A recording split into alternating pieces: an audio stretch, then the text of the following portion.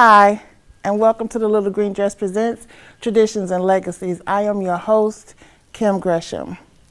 I wanted to come on here and introduce myself to you guys. I just started my show and I didn't tell you who I was or where I come from or anything or why I'm doing this. So my name is Kim Gresham. I am a native Daytonian. I have lived here all my life. All my family is here. Well, I have family in Alabama and all over, but my nucleus is right here in Dayton, Ohio. I went to Meadowdale, graduated Meadowdale, went to the military. I was in the Army veteran. Shout out to all my veterans. And I wrote 5 books. I was going through some hard times and I sat down and I wrote The Little Green Dress. The dress was always with me. It was during that time that I was really low. And so I just sat down and the 5 books, I wrote them in 1 hour. I feel like they came to me because of the time that I was stressing. I was going through a divorce and that's how the books came about. And at first I thought the books were just going to be for my girls, for my mom, for my daughter, and for my 3 granddaughters. They're my Sugababies. And I thought the books was just gonna be for us until I started producing them and they became something else. It became a learning tool. I could see there was messages in each book. The first book, my mother's book, it's about sharing.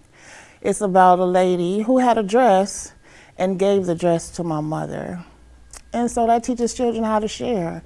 And the second book is my book, and it's about the military family. No one really talks about the military family. We get left out. The military, they do a lot for our country, and they spend a lot of time away from their family and a lot of time off in war and doing things. And so when I was in the military, I was off in war and I didn't get to take my daughter to her photo shoot. My mother took her. So that was my homage to the military family. So each book has a lesson. Each book has lesson plans. I really want to ignite people's thoughts about family traditions. It's important because we don't do it anymore. Technology and things and everything is changing, which is good. We don't want to stay stuck in the past, of course not. But when things change, cassette tapes, like sitting down with your family, just little minor things that changes, but within the family, you know, the family closeness has changed. And so that's what I'm trying to reignite in in a lot of families and people about your tradition. You might not even remember or think that it was a tradition. It's just something that you and your family did. However, it was something that you love to do, and it's something that you passed down. And so when you think about it, it gives you really good feeling. So I just wanted to start something new and bring everybody in to what I'm trying to do and what the Lord has put on my heart to do, is to get you thinking about your family's traditions. So come on this journey with me and follow the Little Green Dress as we talk to the pillars here in community of Dayton, Ohio, because Dayton, Ohio, the Gem City, is a great place to be. So come and join me and follow the Little Green Dress. YWCA Dayton is on a mission to eliminate racism, empower women, and promote peace, justice, freedom, and dignity for all. And as of 2020, we'll have been on that mission for 150 years. Since 1870, YWCA Dayton has protected and advocated for some of our community's most vulnerable individuals: battered women and their children, women at risk of homelessness, girls in marginalized populations. These services have always been offered free of charge, regardless of race, health, or background. For 150 years, we have sheltered women and their children. From our widow's home in the 1870s to our domestic violence shelters today, still the only ones in Montgomery and Preble counties, YWCA Dayton has been a safe haven for thousands of women. For 150 years, we have strengthened and supported the next generation of female leadership. From our industrial schools in the 1880s to our Girls Lead program today, we've provided critical education and empowerment that prepares girls for successful futures, because girls with confidence become women of influence. For 150 years, we have raised our voices when those we serve can't be heard.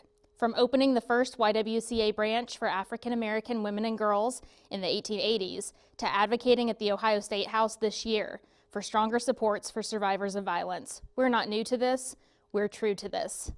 At its core, for 150 years, our mission has been this: to preserve and restore the dignity all women deserve. Need help? Our 24/7 crisis hotline is here. Call 937-222-SAFE. Want to help? Visit ywcadayton.org. Thank you for being on a mission with us. Hi, and welcome to the Little Green Dress presents Traditions and Legacies. I am your host, Kim Gresham.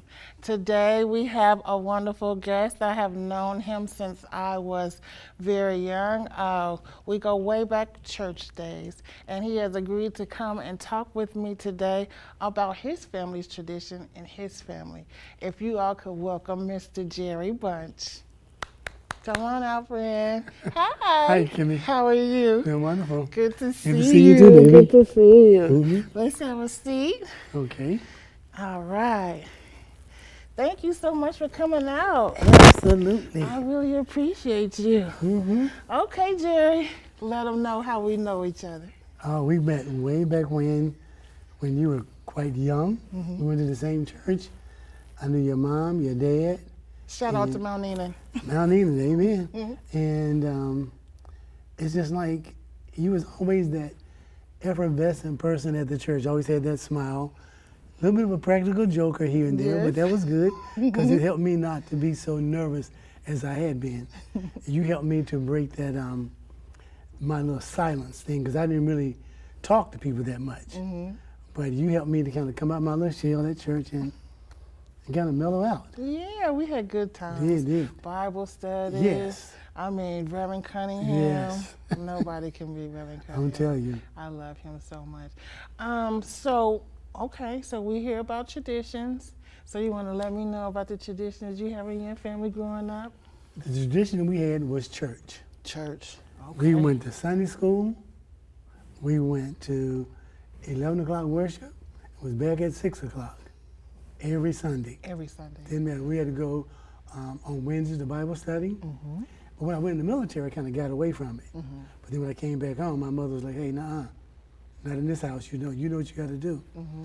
And even if you went out on Saturday and like chill, Mm-hmm. Sunday morning, you better Had get to up go. and be ready to go. Yes. You better not fall asleep. Because you get pinched. Oh, pinched. Yes. And I get thumped, I got pinched, or you get that look that said, you know better. So that was it. That was it. Church was it. Okay. I did go to church a lot. My parents had me going to church all the time. I don't know. Yeah, my dad went to BTU, Yep. and he has a Your dad ministry taught that and too. usher board. Mhm. Well, I went to school to be an usher. Yeah. I don't even know if they do that anymore. Do they do that They anymore? don't. They don't. I went to school. We don't have any more like the young, when you was coming on, the young kids was ushering? No, No young kids ushering. no. What about, like, do they still have kids' church? They do. Okay. They have a children ministry, but to me, it's still good. But you know, nothing is good as the old days. Right, because Nothing as good as the old days. we had summer reading and math Yes. program. We had the BTU. BTU. We did the boys had the basketball team. We was drumettes, the Right. Howardettes. I Right, remember they sure being a did. Howardette. Yes. Well, they don't do that kind of stuff anymore. No, we're not hardly doing that. And you know that's why I have this platform, because of traditions. We are getting away from our traditions. The technology is taking over. We don't sit down and eat together anymore. Right. We don't hardly go to church anymore together, you know, because that used to be something that we had to do, you know. Oh, what I yeah. mean? And we've just kind of gotten away from it. And when you talk about eating, on Sundays, you had to sit down, everybody at the table, and you ate at the same time on Sundays. Yes. You kind of get away from it a little bit during the week, but Sundays was a tradition. There's Sunday dinner. And I Sunday remember my dinner. mother she would start cooking on Saturday. prepping. Yes, prepping Prepping. everything. That's right. Yes. That's So, right. so it can be good and hot when you came home from church. That's absolutely. And then if we didn't eat at home, we would always either go to MCL. You remember Yes, MCL? yes, in the Salem Mall. Oh my goodness. Yes, indeed. Oh my goodness. That place would be packed. It would, wouldn't it? That place would be Everybody packed. must have come in there to eat. We went to, you remember Duffy's? Was it Duffy's? Duffy's. That was a smorgasbord. It was. Ooh, that's way back in the day. That's baby. way back. That's back in the day. Yeah, I remember because you go to church and you go eat. Either you was at home eating or you went out to eat. Those are great traditions. I love everything about that. I do. I remember. Yeah, it brings back good memories. My mother was just saying today, Kim, you have to get it back into a church. And I do feel like I haven't been going, and I know that I should, but sometimes it just gets to be like too much, like these mega churches and all these big TVs and stuff like that. Like I'm not used to all that. You know what I'm saying? I'm just wanted to be just regular church. Regular church, yes. We're No regular platform, church. Right. Nobody's trying to perform, no theatrics. You know, no theatrics. Like, just like, you know, when I say like regular church, I want to know, like if you get sick, like people don't think you can be regular sick. Like if you cough, they look at you like you have COVID. Like where's the regular sick at? Like I'm just regular sick. I just sneeze. I'm not Right, dying. I'm not dying. Okay, so this is the legacy question that I ask everyone. If you were, because when I was doing the very first season, I was doing it during the pandemic, and we were losing a lot of people. So if you were to leave this earth today, what legacy would you leave? First of all, I teach my children and my grandchildren, church is vital. So you passing that on down. Yes, you got to go to church, and that's what I grew up on. That's what you Even though I got a little bit bad here and there, but you still all had do. you had to come back to the church, and that's my biggest thing. You got to have a relationship with Christ. That's a must, because you never know when your time is up. So I got all grandboys. Really? Yeah, I have no granddaughters, all boys. And I tell them, dude, you know, don't get so far away that you forget where you come from. Don't forget your roots. Exactly. You know, and I know nobody can ever get so far that Christ can't reach them, but you got to be able to go to worship. Gotcha. You got to have that relationship. That's a must. Absolutely. How many grandsons do you have? 4. Wow. Yes. And I have 3 grandgirls. Right. Your sugar baby. My sugar babies, Yes, you know. I know. I can't wait to get them in here so we can play. That'll be fun. Yeah, we're gonna have a good time. But you know, in one here. thing about your family I noticed, all you guys look alike. I know you hear it all the time. You look like your mom, your daughter looks like you, and your grandbaby's gonna grow up. All y'all got those eyes, that smile.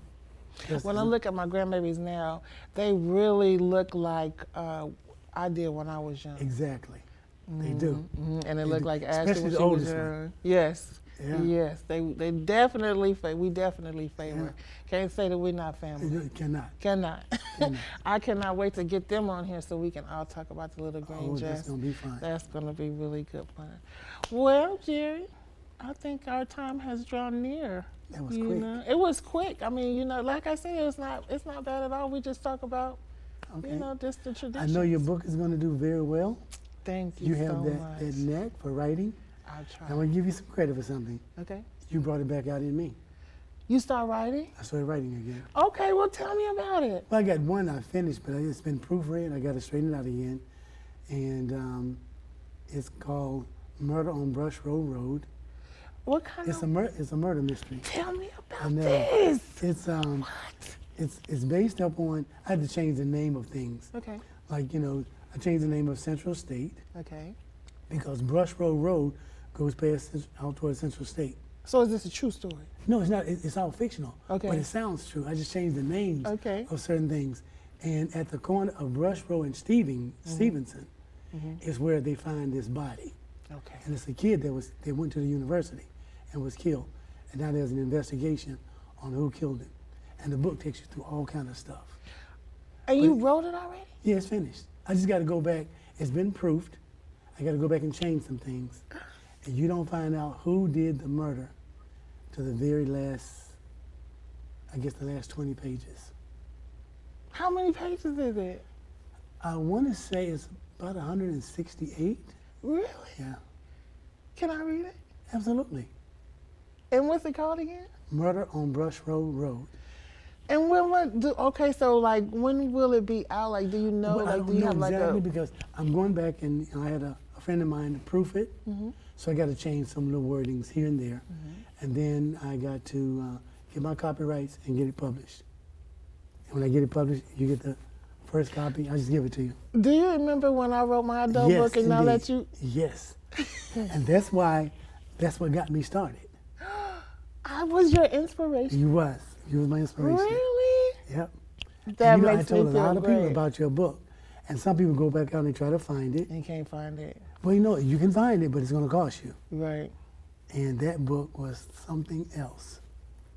Yes. Yes. I don't know. I can't. Look at you. You look I'm a little blushing. shy. I'm blushing because a lot of my audience, a few, they know of my adult book, not adult book, but book for adult. I did write an adult book. That book was something else. I mean, and the thing about it, when I was reading it, I kept thinking, this is Kimmy writing this? I'm like, wait a minute.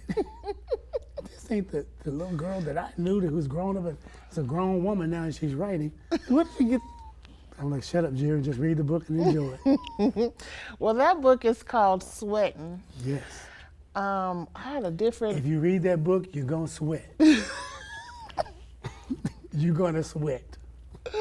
Oh That's my okay, baby. It's goodness. good. It's good. Oh my goodness. Let me see. I was writing that with somebody. That was my good friend. It's under his name. That's why I can't get to it. Okay. And it just kind of upsets me because I really want to. Because I really don't feel that it got the, did not. that it should. It you didn't, know. it didn't get out there like it should. But I could not put that book out while I'm putting out the baby's books. No, you no, know no. what I'm saying? They two different types of books. They two different types of books.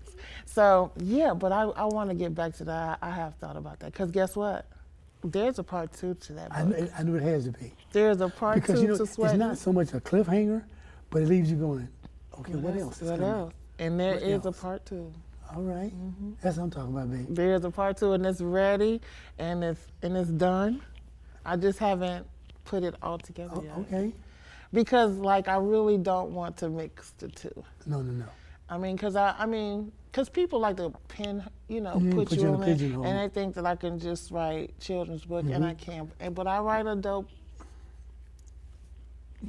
Mature people books.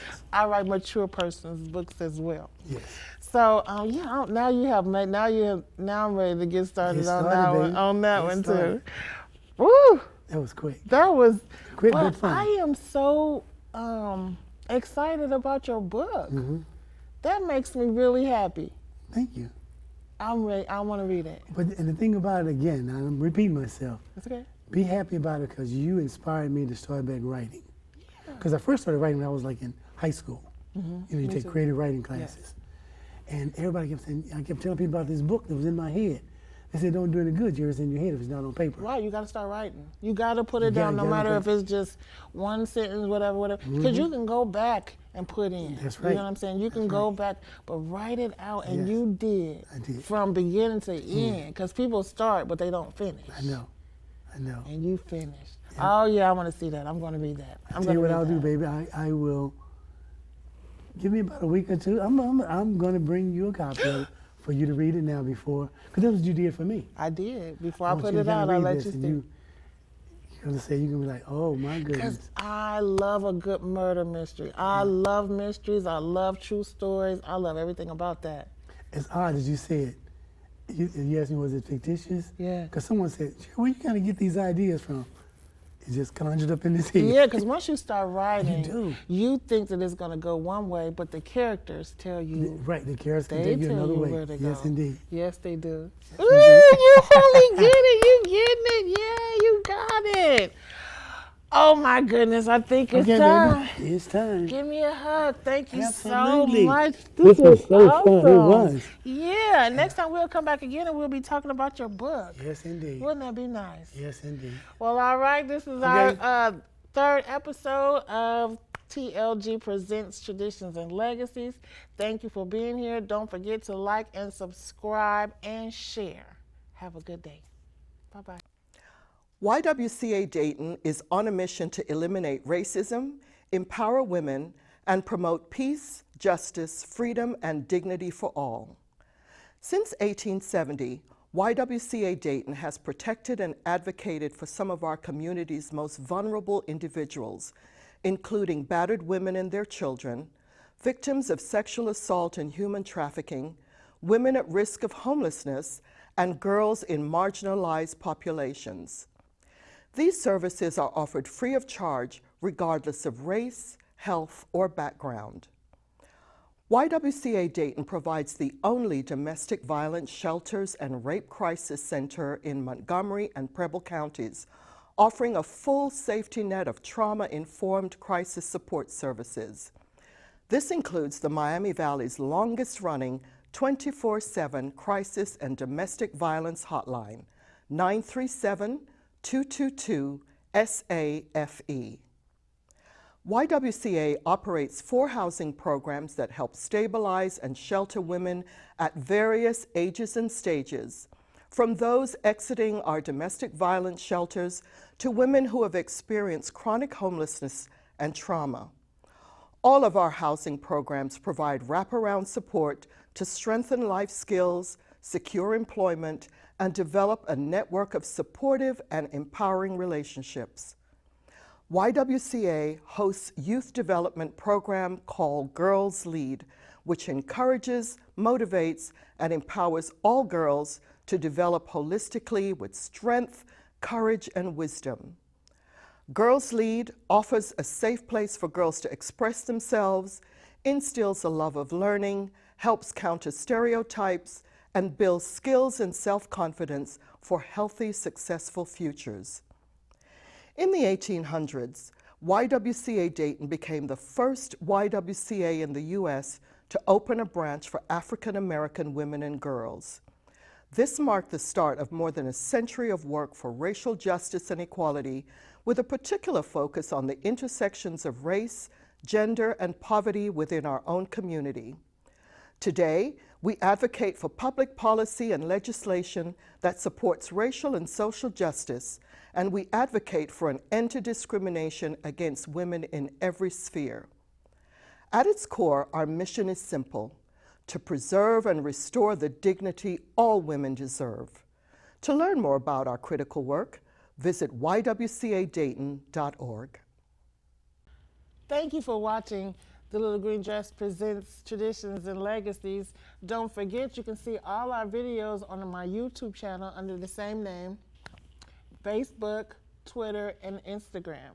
You can purchase The Little Green Dress coloring books and books from Amazon.com, also from The Little Green Dress online. Thank you.